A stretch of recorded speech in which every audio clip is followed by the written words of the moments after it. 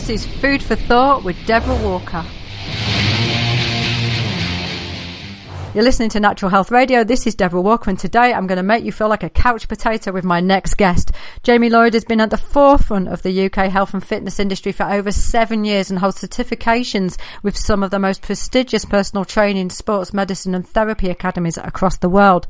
He combines his knowledge and strength and experience as a strength and kettlebell coach with over 20 years of personal experience of intensive physical training from rugby union through to martial arts, mountain biking, running, triathlons, endurance events. I'm not sure there's anything this guy doesn't do. One of only a handful of top kettlebell trainers in the UK, he's passionate about teaching Russian kettlebells and trains all his clients with the kettlebell. A health and fitness writer. In fact, he's an extensive writer. And as though that's not enough to wear you out, he's just won gold at the English Kettlebell Chsmpionships. He's also been voted my hero instructor, not by me, but by Fit Pro magazine. So let's not only welcome, but also give a round of applause for Jamie Lloyd. Welcome, Jamie. Hi guys, good afternoon. Welcome to Food for Thought and Natural Health Radio. Now tell us about the new award that you've just won, because I understand you did win something similar last year. Well, hot off the press, I've just recently won the British Kettlebell Championships. Back in April, I won the English Kettlebell Championships. And only yesterday, I found out that I was nominated in the final, as a finalist for the What's On For Me Awards in Earls Court as the South's most inspirational coach and the best fitness classes. Wow.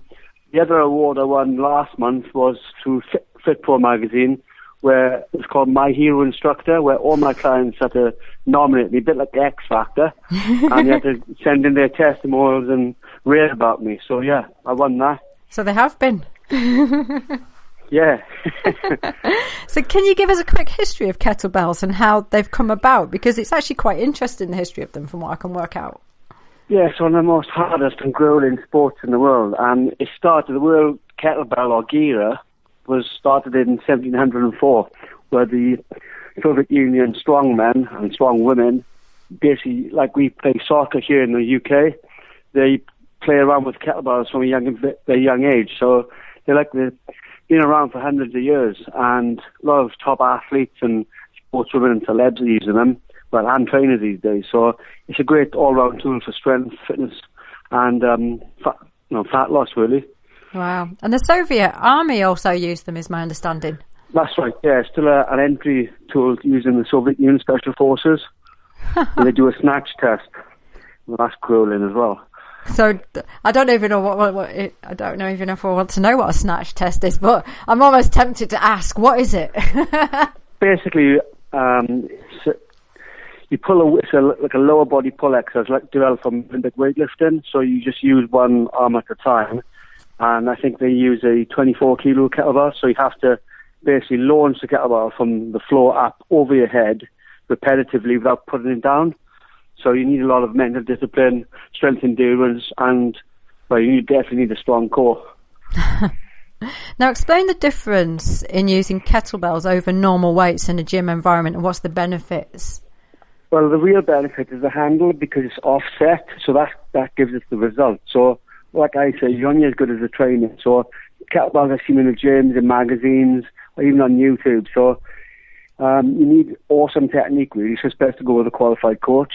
So the handle is offset, so it forces you to stabilize through the core and work with 600 muscles at once. So you effectively, it's called peripheral heart training, a bit like circuit training.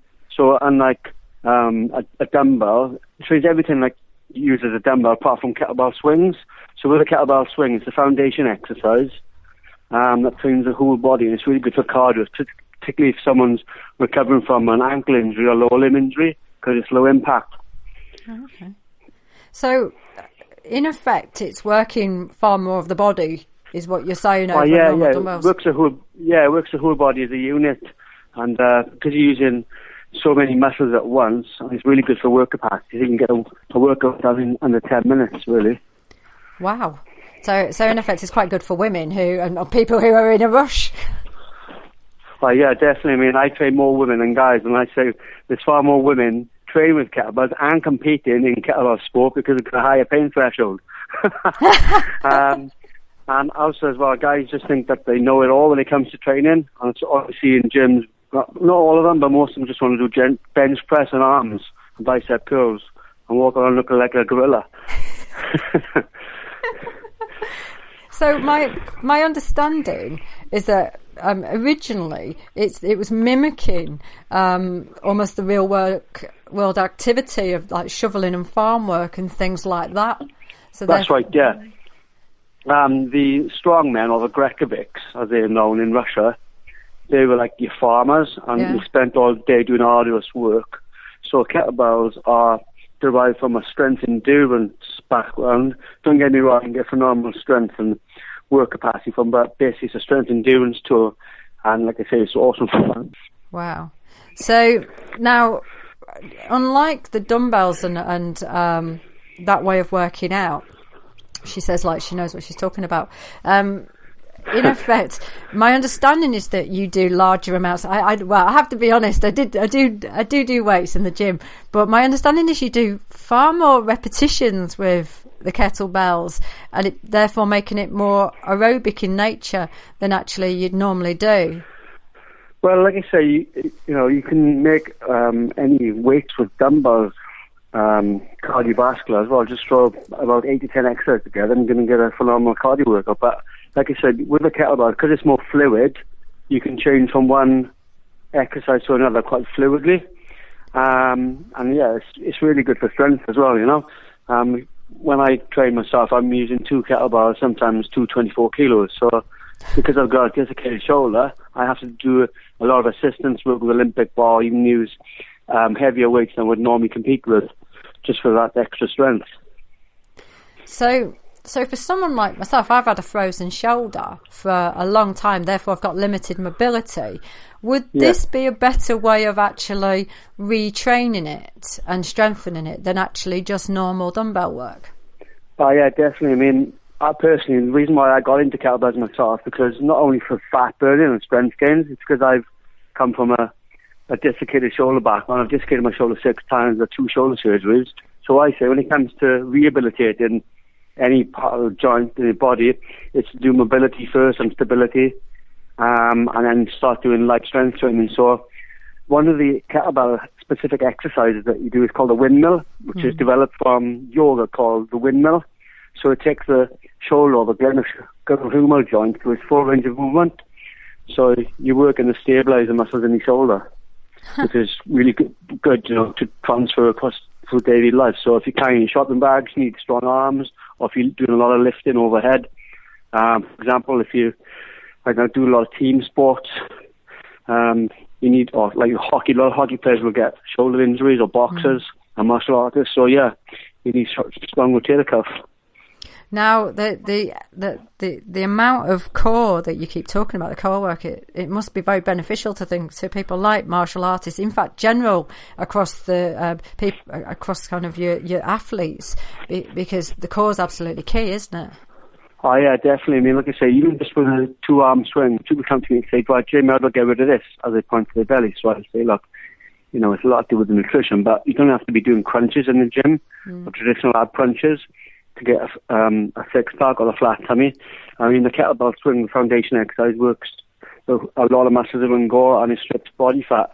But there's other complex exercises as well, about, like I say, the snatch or the jerks that train your core while you're doing the exercise. So you don't have to spend extra time at the end of those traditional weights workout doing your ab exercises, because you need a strong core to lift the weight. Now, a lot of people, and I've just picked up there on the fact that I don't have to do crunches anymore. That actually would get rid of my belly fat. Wow. So in effect, I wouldn't have to do all that side. I would just have to use this other way of working with the kettlebells.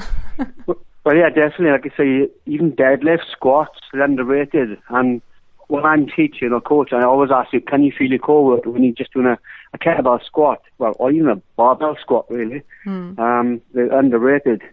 And I'll say, if you can't feel your core work, then you need to go up a weight. And then you certainly will feel it, I imagine. Yeah, definitely. Do you envision kettlebells replacing normal weightlifting any time in the future? No, because like I say, the only thing that kettlebells don't work is absolute strength or power. So you need to get underneath a limbic bar to get. Don't get me wrong, it is good for day-to-day strength training. I think getting, say 80% of your max, but you really need to get underneath a limbic bar to do some assistance work, like pull-ups, push-ups, deadlifts and squats and jerks. Now you're listening to Natural Health Radio. This is Deborah Walker and I'm on with Jamie Lloyd, who is one of the foremost kettlebell coaches in the UK. Now, welcome back. Now, I understand you've got a program that uses kettlebells with women just after birth. Yeah, that's right. Yeah, it's called Buggy Bells, which is the ultimate fitness club for mums. So for those women who still want to train outdoors with the little ones and do a fast program, because I know that mums haven't got time, then Buggy Bells is the ideal answer. And what's different about that than normal programs? Basically, like I say, it's tailored towards the postnatal mum. So for those mums who can't afford childcare or still want to be outdoors and train with a kettlebell, then I've developed a program for them. So while they exercise with a kettlebell, I'm popping the dummy in the mouth or feeding them and carrying the little ones while they exercise so they're not distracted. So the only thing I don't do is breastfeed. And if I could, I'd be a millionaire. So in effect, what you're doing is completely unlike any other personal trainer I've come across, and apart from make me laugh, is that you're actually not only training the parent, but you're also taking care of the childcare issue whilst at the same time. That's right, yeah. I mean, a lot of mums will say, Jamie, you're a godsend because I've found nothing like it. Because the fact they can bring the little ones to the training, the children get to interact as well. So they sit on a picnic blanket and interact while the mums exercise, and it's great fun. It's organised chaos. I would say it's such a fantastic idea, I have to say. Absolutely brilliant. I'm absolutely astonished. I really think that is one of the best things that I've ever heard, in all honesty, because the thing is it's so interactive, and it allows the mother, who at that point probably doesn't want to be separated from the child that much, to have the child with her. That's right, yeah. I mean, like I say, I see a lot of mums who can't even get out of the house, so that's why I've developed a program 3 times a week, so if they do miss a session, they can come on that second or third session and try and make up, get sort of like a me time for themselves. Another thing I see is that a lot of mums get a bit lost when they move to a new area as well, and they don't know many people or mums like themselves, so it gets them socialising with other mums, meeting new friends and getting them out and about as well, to boost their confidence. Now, I've got to ask, does the baby have kettlebells? Have you got baby kettlebells?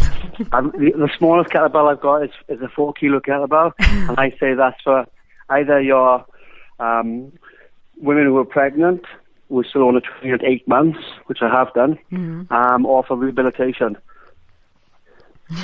It's like a mini doorstop.